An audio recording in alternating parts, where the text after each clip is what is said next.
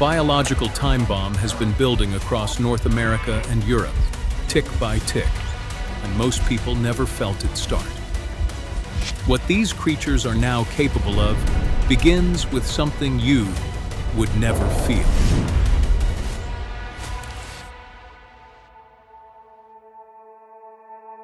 Between 2023 and 2026, tick populations surged to levels no scientist had ever recorded. Warming winters are pushing black-legged ticks into regions that a decade ago had almost no exposure. Every year the season grows longer, the diseases get stranger, and the bites go completely unnoticed. Under the surface of every trail, every schoolyard, and every backyard, something almost invisible is at work. A black-legged tick, barely the size of a poppy seed, moves unseen through the grass and leaf litter. When it latches onto skin, the moment passes without a single nerve firing in alarm. There is no sting, no itch, no warning at all. The tick's saliva is more than a feeding tool. It is a cloak. It hides the bite, delays the immune response, and lets the parasite stay attached for up to a week. By the time symptoms begin, such as fever, weakness, and paralysis, the tick is often long gone. The danger arrives silently. Even the briefest walk through the grass can mean exposure to something you never notice until it's too late. At 8:17 in the morning in Hall County, Georgia, a 7-year-old boy named Mason tried to swing his legs out of bed and found they would not move. His mother's voice grew sharp with panic as Mason's words slurred and his hands fumbled at the bedsheet. The family rushed him to the emergency room. By the time they arrived, Mason's arms and legs were limp, his breathing shallow. His eyes darted in fear. The doctors ordered blood tests, a CT scan, and a battery of neurological exams. The initial chart listed possible causes: stroke, meningitis, Guillain-Barré, none fit. In the chaos, a nurse combed through Mason's hair and found a tiny, engorged tick clinging to the scalp behind his ear. The tick was removed with tweezers, and within 12 hours, Mason's strength began to return. By the next morning, he could walk again. The discharge note simply read, "Tick paralysis, full recovery." The collapse was swift, the cause nearly invisible. The medical records show how quickly the danger arrives. Paralysis progressing over hours, then reversing just as quickly once the tick is gone. The danger arrives silently, leaving behind a memory of how a single unnoticed parasite can steal control of a body in the space of an afternoon. In the new world of expanding tick territory, even the smallest exposure can become a race against time. Chris Newby's story begins with a single vacation in 2013, a summer trip to Martha's Vineyard that ended with a bite she never felt. There was no rash, no fever, no memory of a tick. Only a relentless exhaustion that crept into her bones and refused to leave. Weeks turned to months. Doctors offered little but shrugs and speculation. For example, mononucleosis, depression, and stress. Blood work came back normal. 10 physicians, 10 different answers, none that fit. As the fatigue deepened, her joints stiffened and her thoughts grew foggy. She lost her ability to focus, to work, to trust her own body. Years passed before a specialist finally ordered the right tests, a 2-step serology for Borrelia burgdorferi. The diagnosis arrived late, after the bacteria had already carved tunnels through her nerves. Even then, the path forward was uncertain. Antibiotics helped, but never fully restored what was lost. Newby turned her frustration into investigation. She documented her case and unearthed records of misdiagnoses stretching back decades. Powassan virus does not wait. Unlike Lyme disease, which takes a day or more to pass from tick to human, Powassan can enter the bloodstream in as little as 15 minutes. A single bite, barely noticed, can be the start of a race against time. In the summer of 2023, a woman in Natick, Massachusetts, developed a headache and fever just 2 days after clearing brush in her backyard. Within hours, her speech slurred and she collapsed.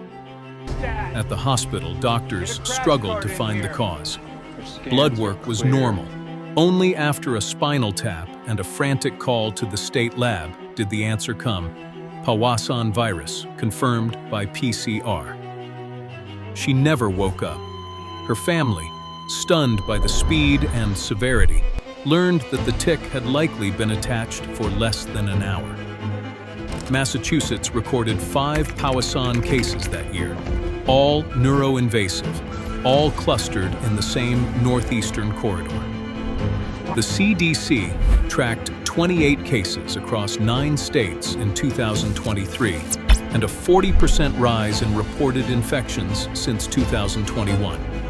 In each, the virus moved with terrifying speed, minutes, not days. The first death in Maryland came that September, traced to a tick picked up on a brief Canadian trip. In May 2024, Kevin Boyce, age 62, died in New York after a single bite. There is no cure, no vaccine, and no reliable warning. The next chapter in this story is stranger still, a world where a single bite can change what a person can eat for the rest of their life. Liam and Madison Denton used to count down to Friday nights. Their family's weekly ritual was a backyard cookout, burgers, hot dogs, and laughter echoing across the lawn as dusk settled in. In the summer of 2023, that changed. Madison, 7, woke in the night with her lips swollen and her throat tight. Liam, 9, broke out in hives, scratching at his arms until they bled. Their parents searched for answers as the attacks returned, always 3 to 6 hours after eating beef or pork. Each episode was worse than the last. One night, Madison collapsed, gasping for air. The emergency room doctor asked about new foods, travel, and family history. No one thought to ask about ticks. It took months to connect the dots. The Dentons learned that a single bite months earlier had left both siblings with a new kind of allergy, called alpha-gal, one that could turn a hamburger into a medical emergency. The family cookouts stopped. Meat vanished from the fridge.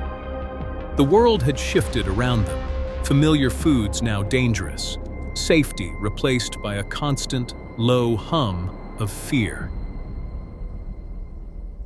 Richard Gonzalez had spent his whole life on the same patch of Texas land, running cattle, mending fences, and sharing barbecue with neighbors under the open sky. In the fall of 2021, that routine shattered.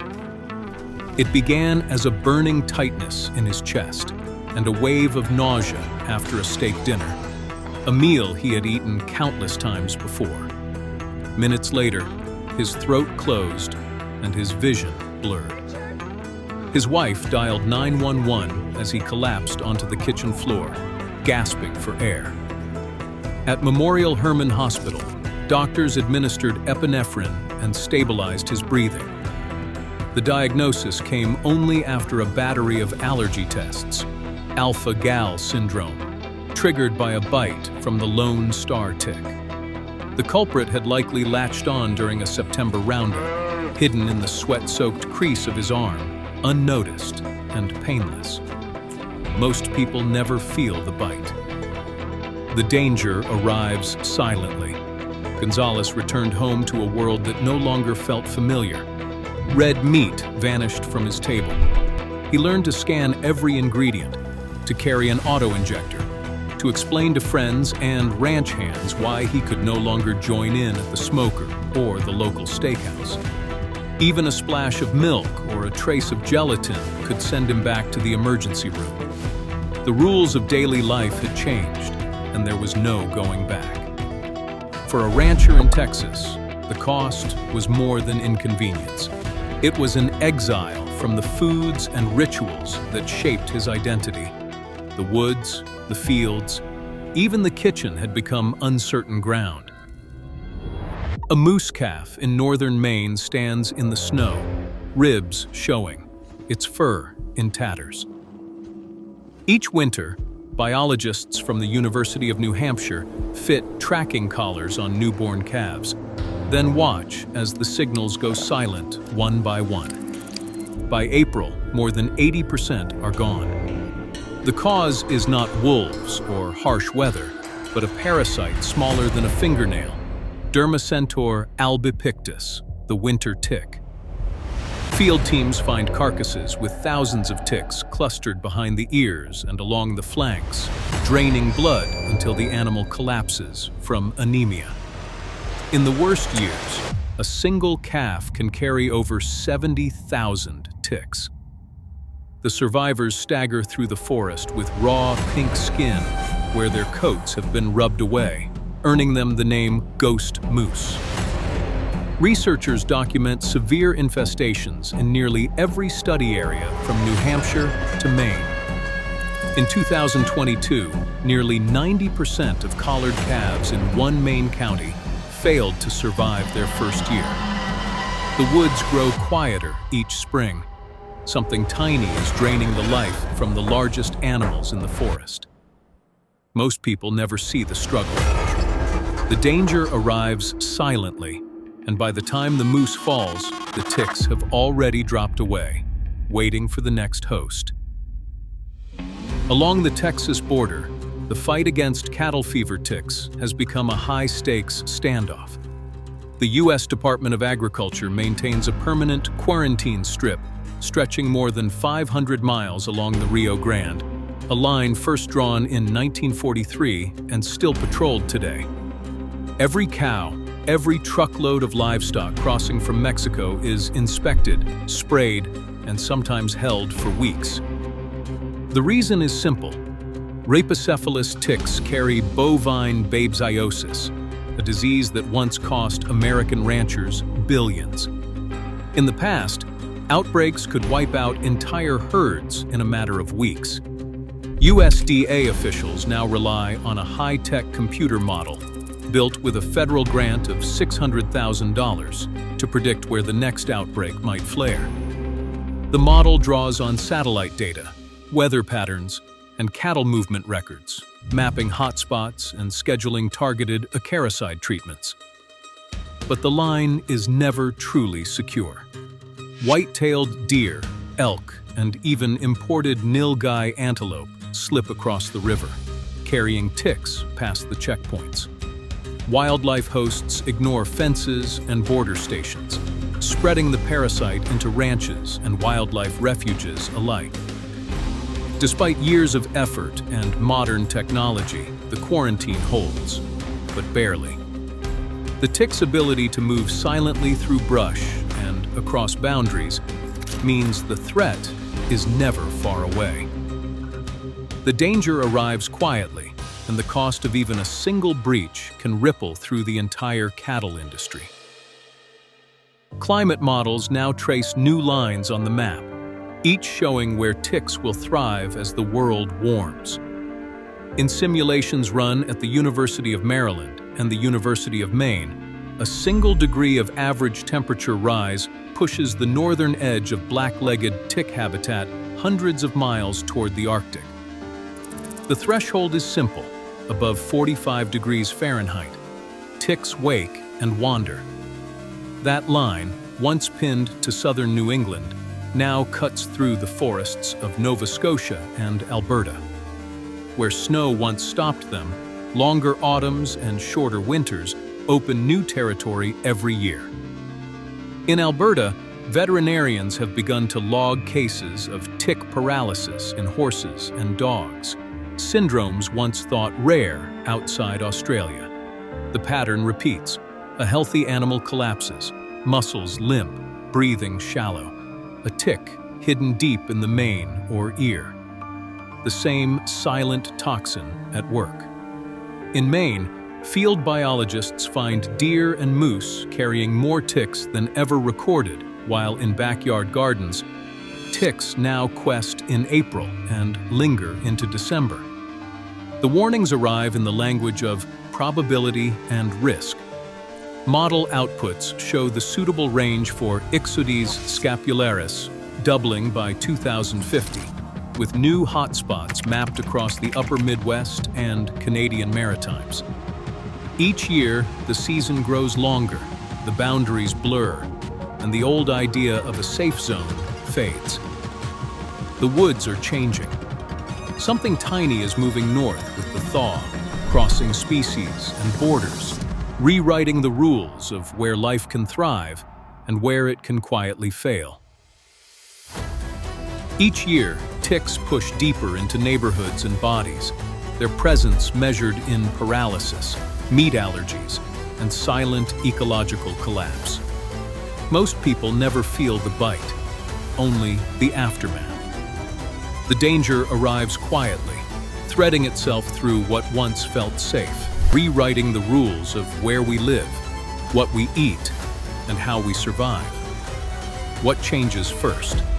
The landscape or us?